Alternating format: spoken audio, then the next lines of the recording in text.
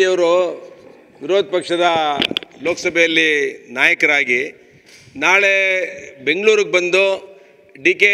ಸುರೇಶ್ ಅವರ ಕ್ಷೇತ್ರದಲ್ಲಿ ಮತಗಳ್ಳತನ ಆಗಿದೆ ಮತ್ತು ಅರವಿಂದ್ ಲಿಂಬಾವಳಿಯವರ ಮತಕ್ಷೇತ್ರದಲ್ಲಿ ಅಂದರೆ ಸೆಂಟ್ರಲ್ ಪಾರ್ಲಿಮೆಂಟಲ್ಲಿ ಮತಗಳ್ಳತನ ಆಗಿದೆ. ಅದಕ್ಕೆ ನಾನು ಹೋರಾಟ ಮಾಡ್ತೀನಿ ಅಂತ ಬರ್ತಾ ಇದ್ದಾರೆ. ನಾನಿವತ್ತು ರಾಹುಲ್ ಗಾಂಧಿಗೆ ಒಂದು ಪ್ರಶ್ನೆ ಕೇಳ್ತೇನೆ.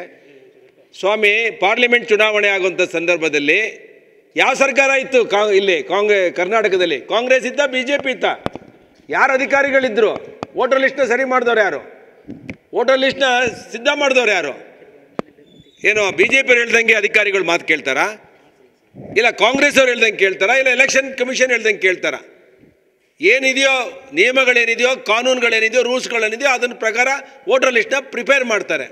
ಯಾರು ಅಧಿಕಾರಿಗಳಾಗಿದ್ದರೆ ಕಾಂಗ್ರೆಸ್ ಸರ್ಕಾರದಲ್ಲಿದ್ದಂಥ ಅಧಿಕಾರಿಗಳು ತಾನೇ ವೋಟರ್ ಲಿಸ್ಟ್ನ ಪ್ರಿಪೇರ್ ಮಾಡಿದ್ದು ಪಾರ್ಲಿಮೆಂಟ್ ಚುನಾವಣೆಯಲ್ಲಿ. ಯಾಕೆ ನಮ್ಮ ಮೇಲೆ ಗುಬೆ ಕೊಡ್ತೀರಿ ಸ್ವಾಮಿ? ರಾಹುಲ್ ಗಾಂಧಿಯವರೇ, ಕುಣಿಲಾಡ್ದೋಳು ನೆಲ ಡೊಂಕು ಅಂದಂಗೆ ನಿಮಗೆ ಗೆಲ್ಸಕ್ಕೆ ತಾಕತ್ತಿಲ್ಲ. ಮೋದಿ ಥರ ನಿಮಗೆ ಗೆಲ್ಸಕ್ಕೆ ತಾಕತ್ತಿದೆಯಾ? ನಿಮ್ಮಮ್ಮ ಇಂದಿರಾ ಗಾಂಧಿಯವರಿದ್ದರು, ಆ ಅಮ್ಮ ಹೋರಾಟ ಮಾಡಿ ಮೆಜಾರಿಟಿ ತಂದಿದ್ರು, ತಾಕತ್ತಿತ್ತು. ನಿನ್ಗೆ ಎಲ್ಲಿದೆ? ವಿದೇಶ ಸುತ್ತಿದೆಯಾ? ಫಸ್ಟ್ ವಿದೇಶ ಸುತ್ತೋದನ್ನು ಬಿಟ್ಟು ಪಾರ್ಲಿಮೆಂಟಲ್ಲಿ ಬೆಳಗ್ಗೆಯಿಂದ ಸಾಯಂಕಾಲ ಕೂತ್ಕೊಂಡು ಏನಾಗ್ತದೆ ಅಂತ ಗಮನ ಹರಿಸ್ರಿ. ಪಾರ್ಲಿಮೆಂಟಲ್ಲಿ ಭದ್ರವಾಗಿ ಕೂತ್ಕೊಳ್ಳೋದು ಫಸ್ಟ್ ಕಲೀರಿ.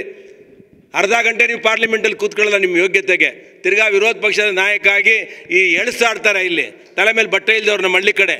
ಆ ಥರ ವಿರೋಧ ಪಕ್ಷದ ನಾಯಕರಾಗಿ ನೀವು ಕೆಲಸ ಮಾಡ್ತಿದ್ದೀರಾ. ನೀವು ದಯವಿಟ್ಟು ಒಬ್ಬ ವಿರೋಧ ಪಕ್ಷದ ನಾಯಕರಿಗೆ ಒಂದು ಶ್ಯಾಡೋ ಪ್ರೈಮ್ ಮಿನಿಸ್ಟರ್ ಇದ್ದಂಗೆ ನೀವು ಅಲ್ಲಿ ಕೂತ್ಕೊಂಡು ಕೆಲಸ ಮಾಡಬೇಕು. ನೀವು ಅರ್ಥ ಮಾಡ್ಕೋಬೇಕು. ಯಾವನೋ ಗಿಳಿ ಪಾಠ ಹೇಳಿಂದ ಬಂದು ಇಲ್ಲಿ ಪಾಠ ಮಾಡೋದಲ್ಲ, ಬಂದಿಲ್ಲಿ ಬೀದಿಲಿ ಆದಿ ಬೀದಿಲಿ.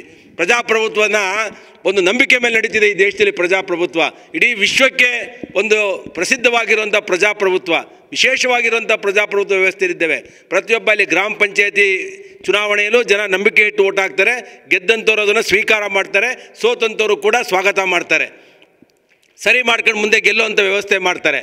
ನೀವೆಲ್ಲ ಚುನಾವಣೆ ಸುಣ್ಣಾಗಿ ಕಾನ್ಸ್ಟಿಟ್ಯೂಷನ್ ಬದಲಾಗಿಸ್ಬಿಡ್ತಾರೆ, SC ST ರಿಸರ್ವೇಷನ್ ಕಿತ್ತಾಕ್ತಾರೆ ಅಂತ ಎತ್ಕಡ್ತೀರಾ. ಮುಸಲ್ಮಾನರಿಗೆ ದೇಶ ಬಿಟ್ಟು ಓಡಿಸ್ತೀರಾ ಅಂತ ಹೇಳ್ತೀರಾ. ಆಮೇಲೆ ಇವತ್ತು ಓಟೇ ಸರಿಗಿಲ್ಲ, ಎಲ್ಲ ಓಟ್ ಕದ್ಬಿಟ್ಟು ಹಾಕ್ಸ್ಕೊಂಡವ್ರಂತ. ರೀ, ಮಾನ ಮರ್ಯಾದೆ ಇದೆಯೇನ್ರಿ ರಾಹುಲ್ ಗಾಂಧಿ? ನಿಮಗೆ ಏನ್ರಿ ನೈತಿಕತೆ ಇದೆ ಇಲ್ಲಿ ಬಂದು ಮಾತಾಡೋಕ್ಕೆ? ನಾನು ಸೀರಿಯಸ್ ಆಗಿ ಹೇಳ್ತಾ ಇದ್ದೇನೆ ರಾಹುಲ್ ಗಾಂಧಿ ಅವರಿಗೆ. ಇದೇ ರೀತಿ ಆದರೆ ಆದಿ ಬೀದಿಯಲ್ಲಿ ನಿಮ್ಗೆ ಕಪ್ ಔಟ ತೋರಿಸಿ ನಿಮಗೆ ಇರೋ ಮರ್ಯಾದೆನ ಕಳ್ತೀವಿ. ಇತಿಹಾಸ ಇರುವಂಥ ಪಕ್ಷ, 125 ವರ್ಷ ಇತಿಹಾಸ ಇರುವಂಥ ಪಕ್ಷವನ್ನು ಆದಿ ಬೀದಿಯಲ್ಲಿ ಹರಾಜು ಹಾಕ್ಬೇಡ್ರಿ ಮಿಸ್ಟರ್ ರಾಹುಲ್ ಗಾಂಧಿ ಅವರೇ. ಜವಾಬ್ದಾರಿಯಿಂದ ಕೆಲಸ ಮಾಡಿ. ಆಡೋ ಹುಡುಗರು ನಿಮ್ಮನ್ನು ನೋಡಿ ಆಡ್ಕೊಳ್ಳೋಂಥ ಪರಿಸ್ಥಿತಿ ಬಂದಿದೆ ಇವತ್ತು. ನಿಮ್ಗೆ ಯಾವ ಸ್ವಾಭಿಮಾನ ಇದೆ? ನಿಮಗೆ ಯಾವ ನೈತಿಕತೆ ಇದೆ ನಿಮಗೆ BJP ಬಗ್ಗೆ ಮಾತಾಡೋಕ್ಕೆ, ಎಲೆಕ್ಷನ್ ಕಮಿಷನ್ ಬಗ್ಗೆ ಮಾತಾಡೋದಕ್ಕೆ? ಎಲ್ಲ ಅಧಿಕಾರಿಗಳು ನಿಮ್ಮವ್ರಿ ವೋಟರ್ ಲಿಸ್ಟ್ ಮಾಡಿದ್ದು. ನಿಮ್ಮ ಸರ್ಕಾರ ಕೇಳ್ರಿ ಸಿದ್ದರಾಮಯ್ಯನವ್ರನ್ನ. ನೀವ್ಯಾಕೆ ಎಲೆಕ್ಷನ್ ಕಮಿಷನ್ ಬಗ್ಗೆ ಮಾತಾಡ್ತೀರಾ? ಚೈನಾದವ್ರ ಬಗ್ಗೆ ಆಕ್ರಮಣ ಮಾಡಿದ್ದನ್ನು BJP ಇದ್ದಾಗ ಆಕ್ರಮಣ ಆಗೋಯ್ತು ಚೈನಾ ಅಂತ ಹೇಳ್ರಿ. ನಿಮ್ಮ ತಾತ ಕೊಟ್ಟಿದ್ರಿ ಸ್ವಾಮಿ, ನಿಮ್ಮ ಅಮ್ಮ ಇದ್ದಾಗ ಆಗಿದ್ದು. ನಮ್ಮ ಕಾಲದಲ್ಲಿ ಏನೂ ಆಗಿಲ್ಲ. ನಾವು ದೇಶಭಕ್ತರು. ನಮ್ಮ BJPಯವರು ಅಧಿಕಾರಕ್ಕೋಸ್ಕರ ಕೂತ್ಕೊಳ್ಳೋರಲ್ಲ, ದೇಶಕ್ಕಾಗಿ ಕೆಲಸ ಮಾಡುವಂಥ ಪಾರ್ಟಿ BJP. ನಿಮ್ಮ ಗಮನದಲ್ಲಿರಲಿ, ನಿಮಗೆ ವಿಶ್ವಾಸ ಇರಲಿ. ಕರ್ನಾಟಕ ಜನ, ಭಾರತ ದೇಶದ ಜನ ನಿಮ್ಗಿಂತ ಬುದ್ಧಿವಂತರಿದ್ದಾರೆ. ಧನ್ಯವಾದಗಳು. ರಾಹುಲ್ ಗಾಂಧಿಯವರು ಬರುವಂಥ ಪರಿಸ್ಥಿತಿಯಲ್ಲಿ ನಾವು ಗಾಂಧಿ ಪ್ರತಿಮೆ ಮುಂದೆ ಪ್ರತಿಭಟನೆ ಮಾಡೋದು ಒಂದು ಭಾಗ ಆದರೆ, ಇನ್ನೊಂದು ಭಾಗ ಇವರಿಗೆ ಬ್ಲ್ಯಾಕ್ ಫ್ಲಾಗ್ನ ಆಯಿಸ್ಟ್ ಮಾಡಬೇಕು. ಮತ್ತು ಇವರು ಪ್ರಜಾಪ್ರಭುತ್ವವನ್ನು ಬುಡಮೇಲೆ ಮಾಡುವಂಥ ಕೆಲಸವನ್ನು ಮಾಡ್ತಿದ್ದಾರೆ. ಎಲ್ಲ ವೋಟರ್ ಲಿಸ್ಟನ್ನ ಪ್ರಿಪೇರ್ ಮಾಡಿರೋವಂಥವ್ರು ಕಾಂಗ್ರೆಸ್ ಸರ್ಕಾರದಲ್ಲಿದ್ದಂಥ ಅಧಿಕಾರಿಗಳು.